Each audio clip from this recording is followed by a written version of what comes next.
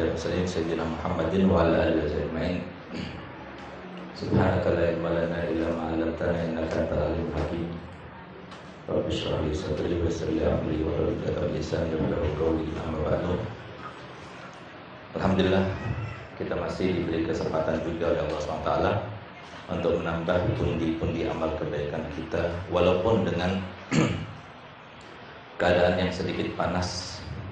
Tapi semoga kita paksakan pada saat ini yang sedikit panas menjadi sejuk kelak ketika kita di padang mahsyar. Karena kita semua berada di bawah naungan Nabi Muhammad SAW.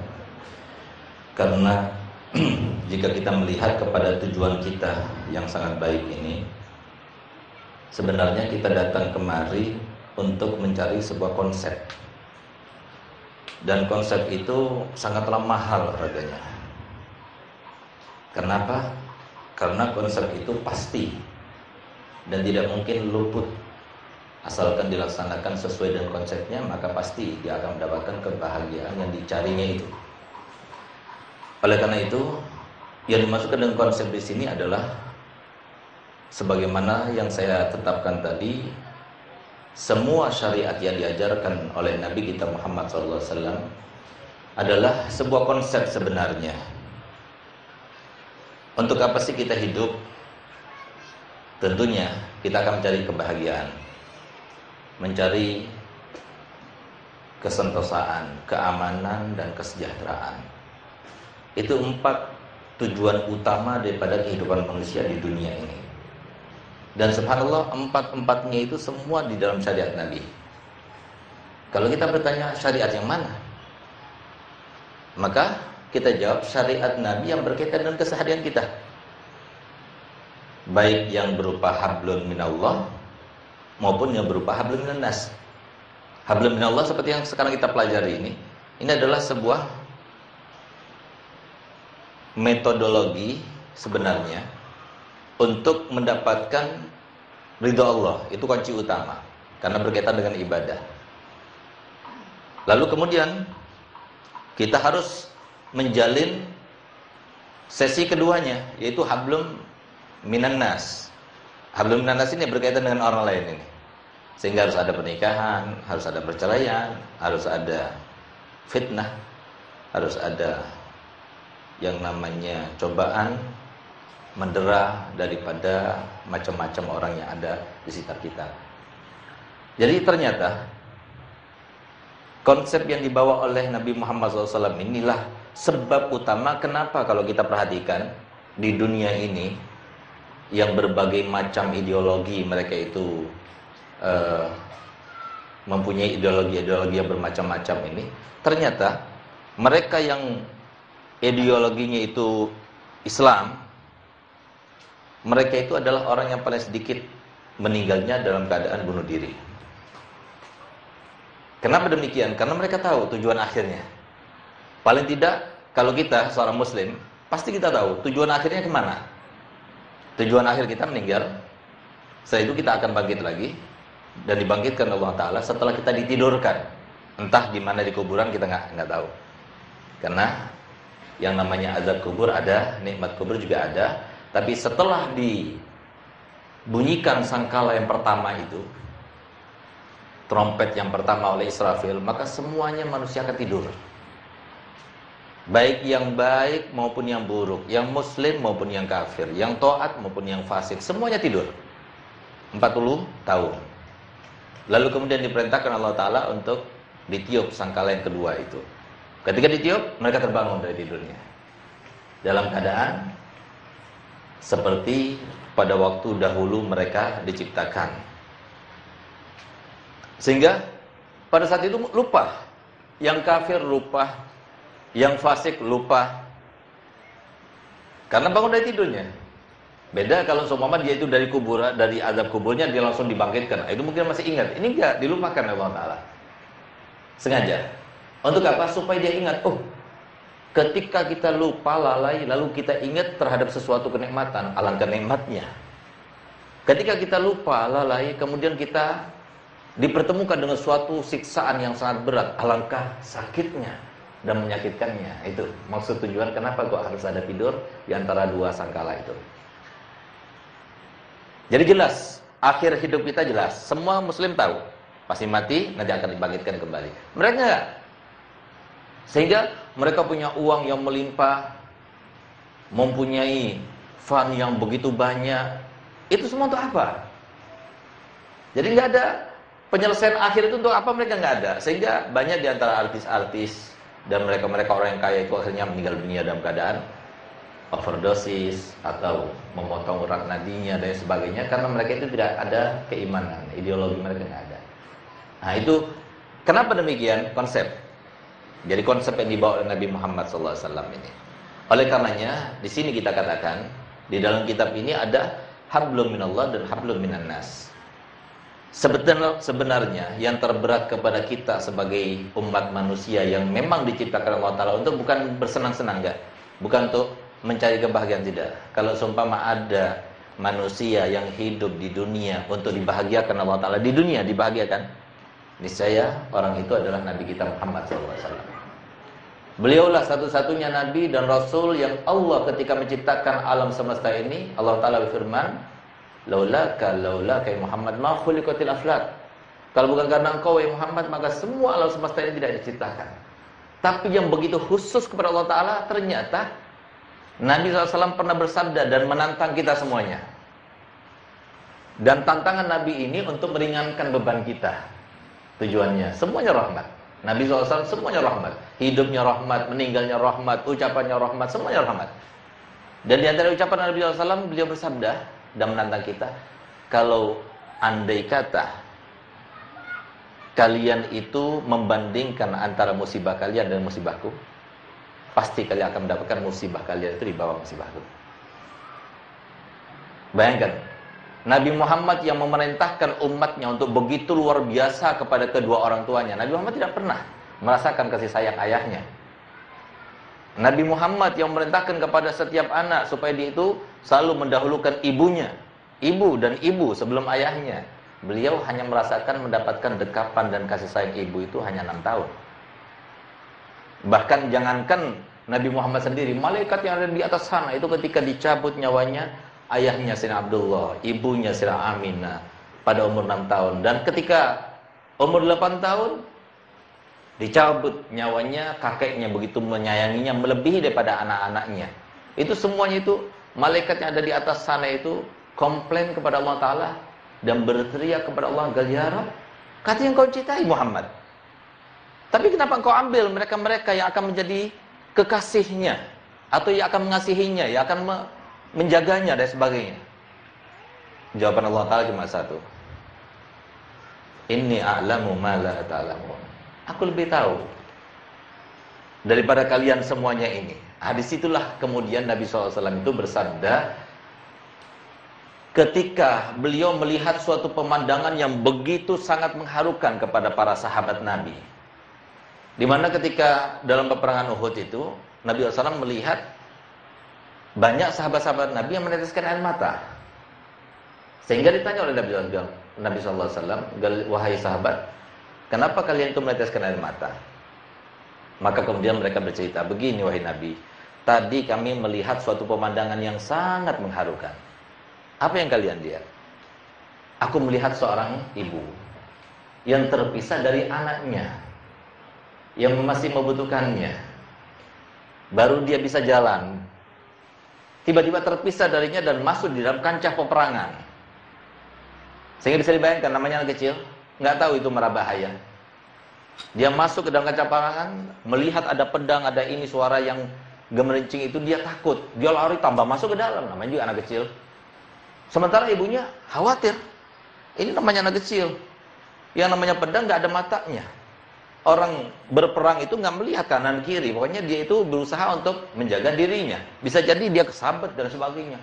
Dalam keadaan takut luar biasa, ibunya itu sampai kehilangan anaknya. Dia menjerit, histeris, sambil mencari-cari, lari. Sampai kemudian suatu waktu anak itu keluar, berhasil keluar. Kelihatan sama ibunya. Dan anak itu juga melihat pada ibunya. Sehingga disitulah bisa kita bayangkan bagaimana dramatisnya itu antara kedua ibu dan anaknya yang begitu saling menyayangi. Akhirnya mereka itu berdua itu saling berlarian sampai kemudian keduanya berkumpul dan dipeluk. Ibunya menangis, anaknya juga menangis. Sahabat ikut menangis karena terharu. Apa jawaban Nabi Muhammad SAW? Tahukah kalian? Allah SWT lebih cinta kepada kalian semua melebihi daripada ibu itu kepada anaknya. Allah Ta'ala tidak menciptakan suatu ciptaan kecuali seadil-adilnya, dan tidak menentukan suatu ketentuan kecuali sebaik-baiknya. Camkan itu. Dan itu ilmu pasti, bukan ilmu yang tidak pasti. Kalau yang kita baca bukan berasal dari bersumber daripada Allah dan Rasulnya, itu ilmu yang tidak pasti. Bisa jadi benar, bisa jadi salah. Buktinya, lihat undang-undang kita, terus setiap tahun berubah, karena nggak pasti. Nah, tapi kalau Al-Quran, hukum Islam nggak berubah, tetap baku, pasti. Dilihat dari sudut, dipandang dari sudut manapun pasti. Nah, gitu. Sehingga tidak berubah. Nah, itu pula yang disampaikan oleh Nabi SAW, bahwasanya semua yang diputuskan Allah Ta'ala kepada hambanya melalui syariatnya, itu pasti membawa kebaikan kepada kita. Cuma jangan pernah memandang kebaikan itu dari satu sisi, yaitu sisi memori kita. Memori kita kecil, nggak mampu kita.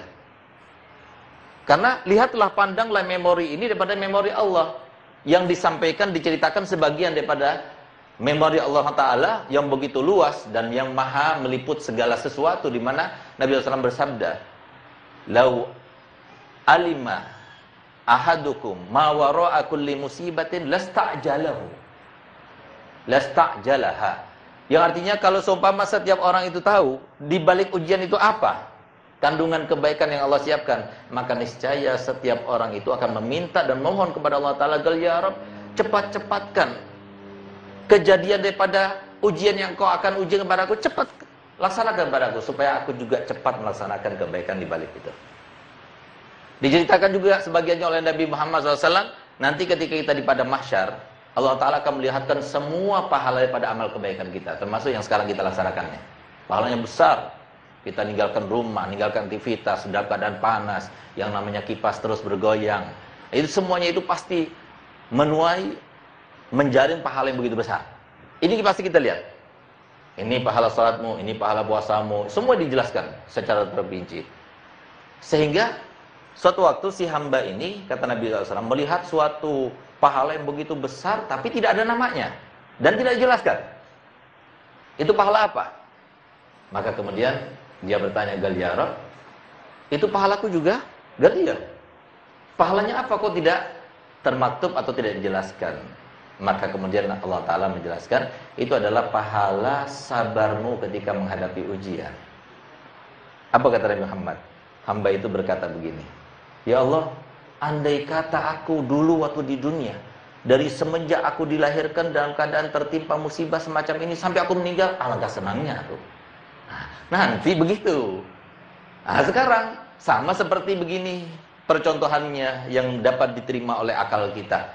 Anak kita yang masih kecil, berumur 1,5 tahun atau 1 tahun, kemudian dia mau main api, tangannya api itu mau dijamahnya, tentunya ibunya melarang.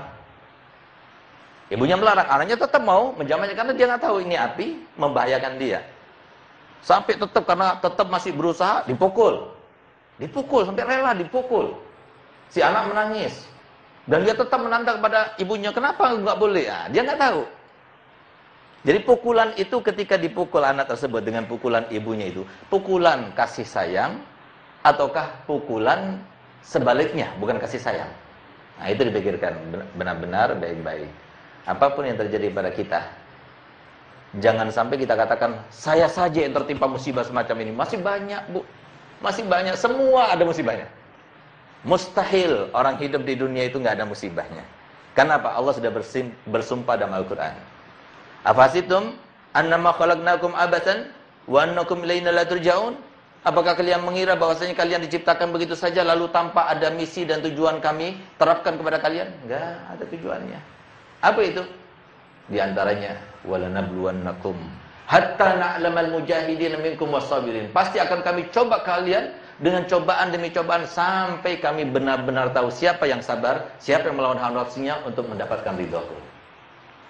Oleh karena itu, bisa kita katakan sekarang ini, kebanyakan rumah tangga itu cobaannya itu pada suami atau pada istri? Mungkin kalau kita tanyakan pada para ibu-ibu, ibu mengatakan pada ibu, pada istri. Kalau kita tanya kepada suami, jelas suaminya juga mengatakan pada suami. Sebenarnya sama-sama besarnya, porsinya juga sama. Cuma karena kita itu selalu mengaitkan dengan sesuatu yang kita anggap itu, selalu kita anggapnya itu yang enak tidak kita lupakan, tapi yang nggak enak terus dijadikan sebuah bahan pemikiran dan pertimbangan. Itu manusia, jeleknya, bukan bagusnya, jeleknya. Karena itulah, maka kemudian tidak dikatakan bahwasanya laki-laki lebih enak. Jangan sampai kita katakan, lebih enak laki-laki daripada perempuan. Laki-laki juga jangan bilang begitu, enak perempuan daripada laki-laki. Kenapa? Masing-masing dengan porsi-porsinya. Oleh karena itu, di sini kalau kita ingin menjelaskan di dalam rumah tangga ini, kesimpulannya, kenapa harus ada biduk rumah tangga, yang namanya dalam rumah tangga itu kemudian harus ada bumbunya katanya itu ya, dan lain sebagainya, karena sebab orang ketiga, karena inilah itu dan sebagainya, sampai ada permasalahan dalam rumah tangga. Pertama, kita harus membedakan. Ini camkan baik-baik, tulis, karena ini diantara rahasia daripada tindakan Allah SWT kepada kita yang berupa hal-hal yang kita tidak sukai. Kita harus ingat, manusia baik ataupun tidak baik pasti dicoba. Akan tetapi, cobaannya orang yang baik, reaksinya beda dengan cobaannya orang yang tidak baik. Karena cobaan orang yang tidak baik itu adalah pelebur dosa. Cobaan orang yang baik itu peningkat derajat, sehingga reaksinya berbeda. Yang cobaan karena dosanya itu berdasarkan firman Allah Ta'ala yang pasti, وَمَنْ يَعْمَلْ سُوءًا يُجْزَ بِهِ. Siapapun di antara kalian yang berbuat keburukan, pasti akan dibalas. Pasti akan dibalas.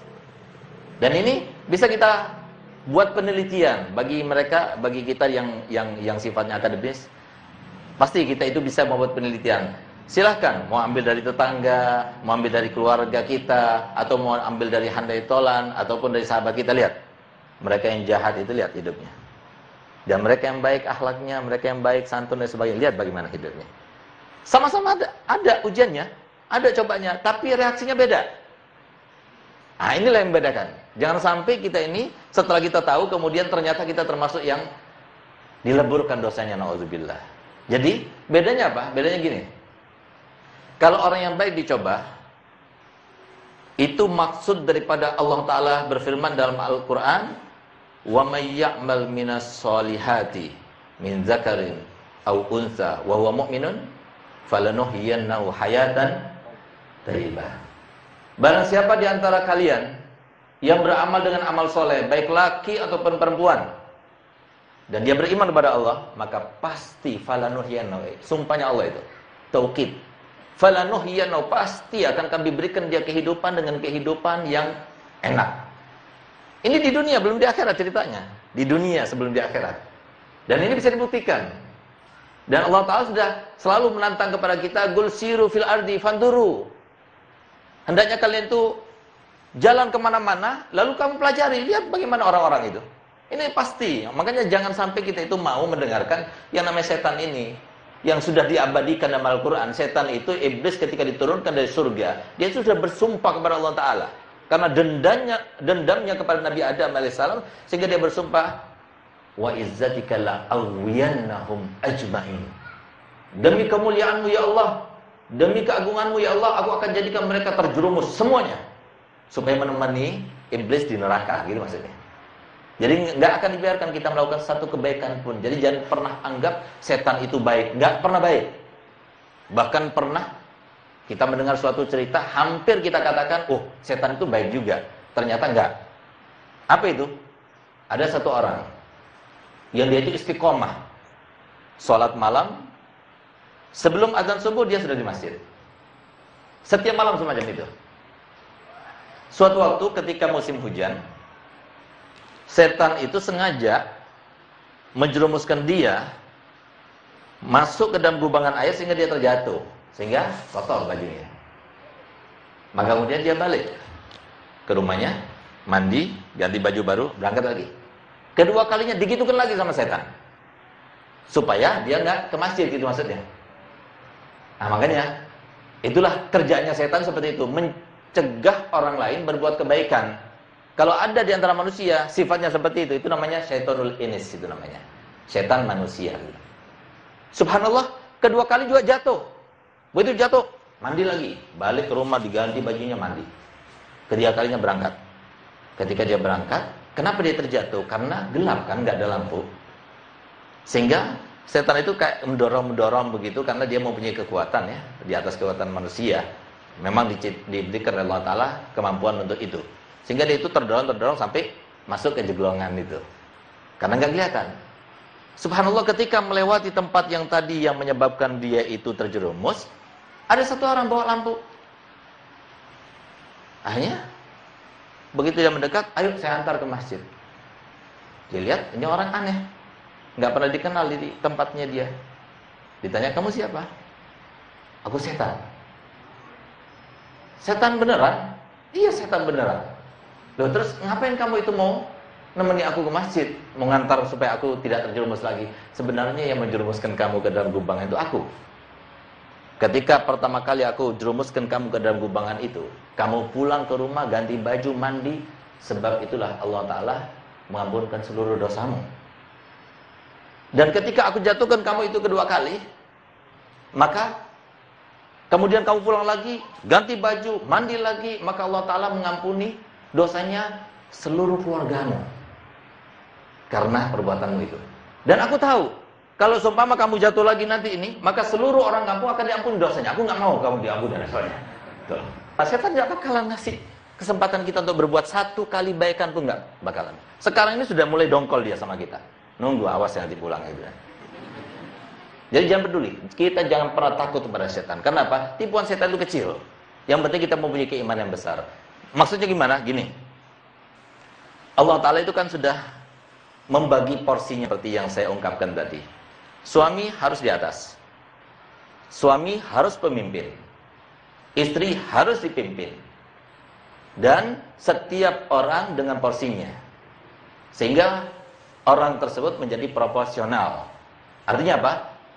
Dia melaksanakan sesuai dengan porsinya. Suami memimpin, artinya apa? Yang berhak marah siapa? Suami. Yang dipimpin berhak marah? Nggak berhak marah. Mana ada namanya menteri marah-marahi presiden? Enggak kan? Nah, itu pemimpin sama yang dipimpin. Kalau sudah yang semacam ini ditetapkan Allah Ta'ala di dalam firman-Nya, Ar-rijalu gawwamuna 'alan nisa, dilanggarnya, yang terjadi apa? Yang terjadi bukannya baik, bukannya kebaikan, tapi yang terjadi seperti yang dipertimbangkan, yang dibisikkan oleh setan-setan. Kamu gini, nanti gini. Kenyataan semuanya itu nggak kenyataan, tapi yang ada itu adalah ketidakbahagiaan dalam rumah tangga. Nah, sementara oleh karenanya kita melihat tahun 2007 ada sebuah penelitian. Penelitian itu tentang suami istri, siapa yang memimpin, yang dominan dalam rumah tangga itu. Ternyata sangat mengagetkan dan mengejutkan, karena data stik pada waktu itu mengatakan dan membuktikan dari koresponden sebanyak 17.000 pasangan, berarti 17.000 kali 2. Itu 85% suami itu apa katanya istrinya. Benar nggak, Pak? Nah, ini mau dijawabnya bingung dia. Mau dijawab benar, malu. Mau dijawab enggak, emang benar. Nah, gitu. Ini yang terjadi. Kenapa ini terjadi? Tahukah kita? Rahasianya satu. Karena sekarang ini manusia muslim sudah jauh daripada ajaran Nabi Muhammad SAW. Mereka nggak pernah mengenyam dalam pendidikan SD dasar, maupun di sanawiyah, maupun di aliyah. Kapan mereka pernah?